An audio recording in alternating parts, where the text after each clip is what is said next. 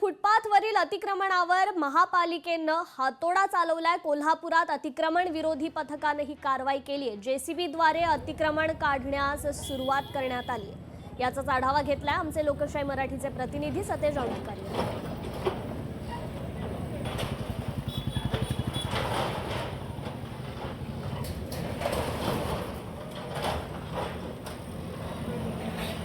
आपण सध्या आहोत कोल्हापुरातल्या शहर वाहतूक नियंत्रण शाखेच्या परिसरामध्ये आणि इथं कोल्हापूर महानगरपालिकेच्या वतीनं जेसीबीद्वारे जे फुटपाथवरती मोठ्या प्रमाणावरती अतिक्रमण झालेलं आहे, हे अतिक्रमण काढण्यासाठी हे महापालिकेचे अधिकारी या ठिकाणी दाखल झाल्याचं पाहायला मिळतंय।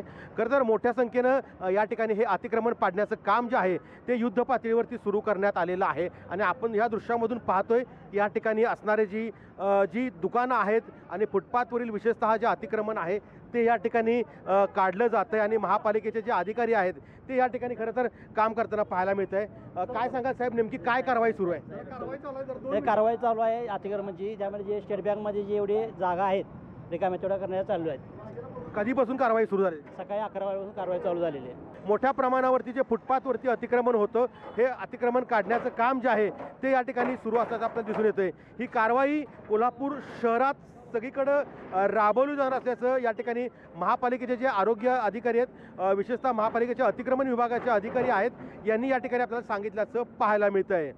सतेज औंधकर, लोकशाही मराठी, कोल्हापूर। लोकशाही मराठी ऐका, पहा, जागरूक रहा।